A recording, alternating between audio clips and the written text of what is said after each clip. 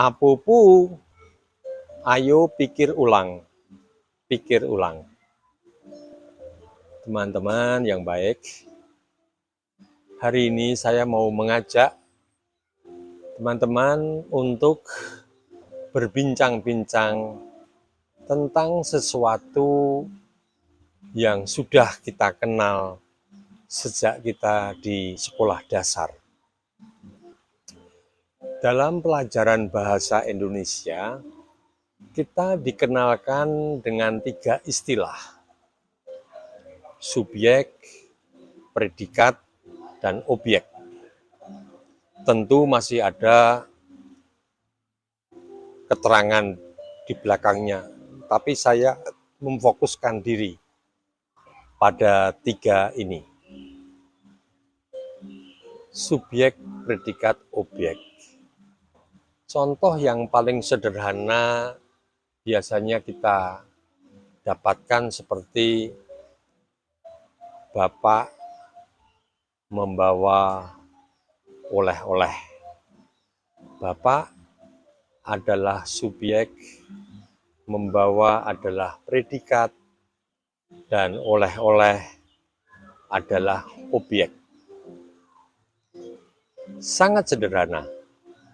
Dan sebagai bahan pelajaran untuk anak SD, tentu ini sudah membuahkan banyak pertanyaan. Kenapa kayak gitu saja dipermasalahkan? Tetapi saya temukan bahwa struktur subjek, predikat, objek itu betul-betul mendasar. Demikian mendasarnya sampai saya berani mengangkat ini menjadi tema pembicaraan kita. Alasan yang paling sederhana mengapa hal ini sangat penting adalah realitas di dalam masyarakat kita saat ini.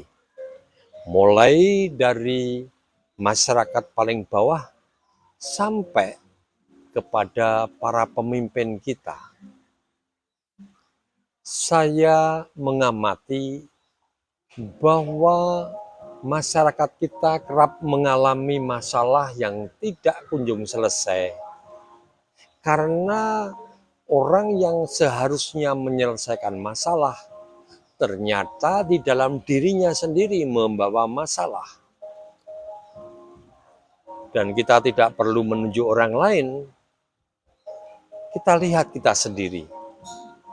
Pastilah kita akan menemukan problem yang sama. Hanya kebetulan kita menjadi anggota masyarakat biasa, sementara orang-orang yang harus memimpin orang lain ternyata membawa di dalam dirinya masalah yang sama. Masalahnya apa? Masalahnya ya karena subjek, predikat, dan objek ini tidak disadari. Dan tanpa kesadaran mengenai subjek, predikat, objek, maka tidak mungkin masyarakat ini ditata dengan lebih baik. Karena ketika kita menata dan piranti untuk menatanya itu tidak baik, yang ditata pun tidak akan pernah kunjung menjadi baik. Saya melihat bahwa problem utamanya adalah ketika kita dididik, ketika kita belajar, kita begitu disibukkan untuk belajar dan memahami tentang objek.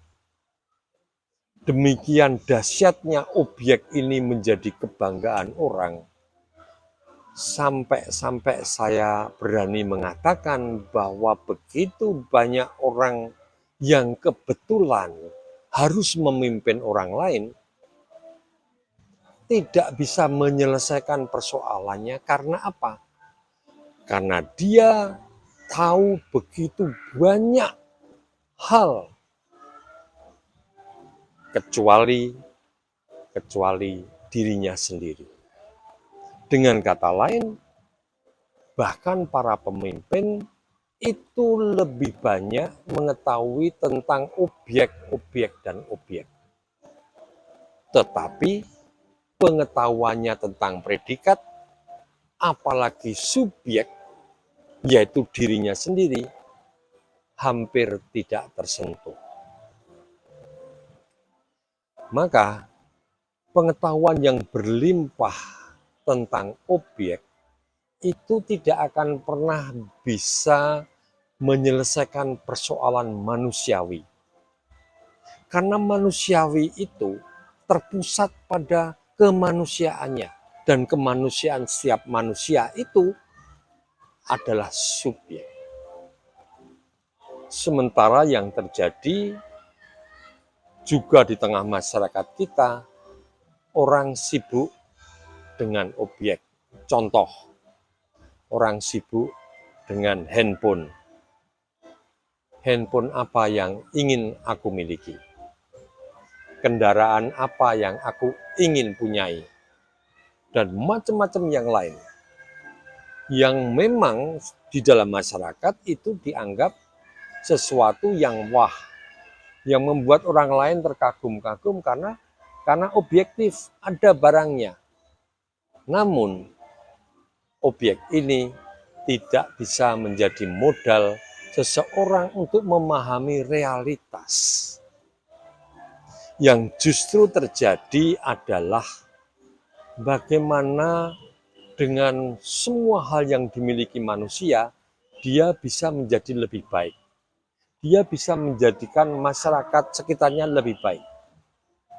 Dan itu hanya bisa dilakukan bila orang memahami predikat. Predikat itu tentang apa yang dilakukan, apa yang dimiliki sebagai kemampuan yang melekat dengan dirinya. Saya belajar, saya menangis, saya tertawa. Itu semua berbicara tentang predikat. Dan predikat-predikat itu yang lebih menentukan nasib dari objek-objek yang ada di baliknya. Aku marah, maka objek menjadi rusak. Aku teliti, maka objek menjadi lebih baik. Aku bersahabat, maka lebih banyak orang yang bisa kukumpulkan untuk bekerja sama. Jadi, predikat, meskipun itu tidak kelihatan, tetapi dia akan lebih menentukan nasib dari objek-objek yang ada di sekitar kita. Bangsa kita dianugerahi alam yang luar biasa, dianugerahi kekayaan tambang, kekayaan flora dan fauna luar biasa. Tetapi apa yang akan menjadi masa depan dari hal-hal itu yang diwariskan kepada kita oleh semesta ini, itu ditentukan oleh predikat yang dimiliki oleh bangsa ini. Dan predikat itu muncul secara eksplisit di dalam budaya, di dalam cara hidup, di dalam cara merasakan, cara menghargai. Itu predikat semua. Maka kalau dulu kita mengenal orang tua kita masih banyak belajar mengenai budi pekerti, sebenarnya dengan budi pekerti itu orang difokuskan untuk memperbaiki predikat. Tanpa predikat yang baik, apapun yang diwariskan kepada kita, baik itu berbentuk material maupun imaterial, seperti budaya maupun warisan agama, pemahaman yang baik dari para pendahulu kita, akan hancur. Karena warisan itu semua adalah objek. Dan nasib dari objek-objek itu ditentukan oleh predikat dari orang yang menghidupinya. Predikat itu memang digarap oleh agama, oleh etika, oleh moral. Namun, sebagai predikat, kita tahu itu bukan puncak dari kita sebagai manusia. Karena puncaknya adalah subjek. Dan subjek itu adalah aku dari masing-masing dari kita ini. Apa yang jadi masalah dengan subjek? Subjek tentu saja bukan masalah. Subjek adalah anugerah. Yang jadi masalah adalah predikatnya. Ketika orang menerima subjek dengan cara yang salah. Dengan subjek, saya mau menjurus pada lagu Garuda Pancasila. Salah satu alinea di sana adalah pribadi bangsaku. Pribadi bangsaku. Ini berbicara tentang subjek. Tentang warna kepribadian. Bukan sekedar bangsaku punya apa, bisa apa, bukan itu. Tetapi siapa bangsaku? Kepribadian macam apa yang adalah karakter dari bangsaku? Kita bisa dengarkan warisan dari lagu-lagu Garuda Pancasila dan semacamnya yang mengingatkan kita bahwa bukan objek tetapi minimal predikat, dan predikat akan bermuara pada siapa subjeknya. Dan subjeknya itu bukan ada di angan-angan, bukan sebuah konsep, tetapi real, dan subjek itu adalah kita. Maka, bila subjek belum kita kenali, kita hanya anggap saja kita itu sama dengan orang lain, bangsa lain, dan seterusnya. Lalu kita menjadi seperti bunglon. Ada di antara daun hijau berwarna hijau, ada di antara batang berwarna coklat. Dan ketika aku tidak ada di antara siapa-siapa, lalu aku tidak tahu siapa aku. Hal seperti ini boleh dikatakan menjadi mangsa yang empuk dari para predator yang ada di sekitar kita. Bung Karno sejak awal sudah mengingatkan kita akan bahaya ini. Tanpa memiliki identitas yang jelas, kita hanya akan jadi bunglon, dan pada saat itu kita menyediakan diri untuk menjadi mangsa bagi begitu banyak predator yang menghendaki merebut apa yang kita miliki. Tanah air, hutan tambang, kebudayaan, dan yang utama kemanusiaan kita. Banyak orang menghendaki sesuatu yang sangat dahsyat yang menjadi warisan kita ini. Karena itu, saya mengajak teman-teman untuk mencoba bertanya lagi, apa objek yang biasa kulihat, apa predikat yang biasa kulatihkan, namun yang terutama adalah subjek macam apakah aku ini. Subjek yang melanjutkan estafet dari generasi ke generasi.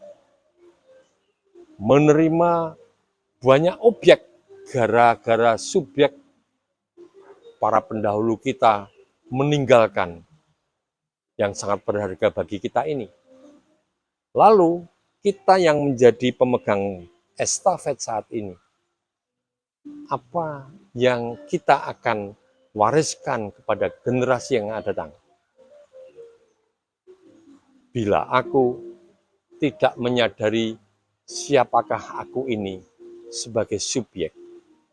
Subjek yang bisa menghargai dirinya sendiri, keunikan dirinya, dan segala yang melekat di dalam dirinya.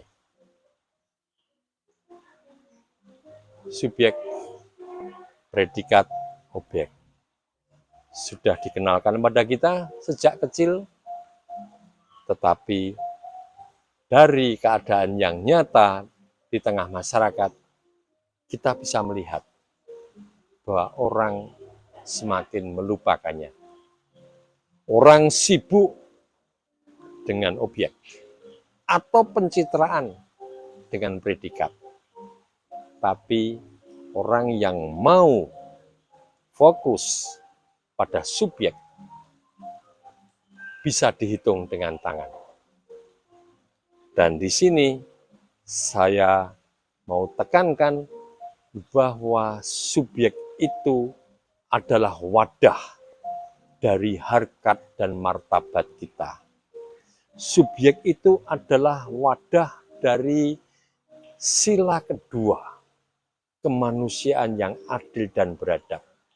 Dan subjek itu juga adalah wadah dari sila pertama. Karena di dalam masing-masing subjek yang adalah kita, terdapat ketuhanan yang satu, yang tersebar di antara sekian banyak diri kita itu. Dan tanpa kita menyadari subjek, maka lihat, orang akan terjebak sekedar pada predikat, sekedar terlempar pada objek. Sementara hal yang paling utama, paling berharga, paling mulia, yaitu subjek, dan yang hanya mungkin disentuh oleh sila pertama dan kedua dari Pancasila, tidak pernah tersentuh.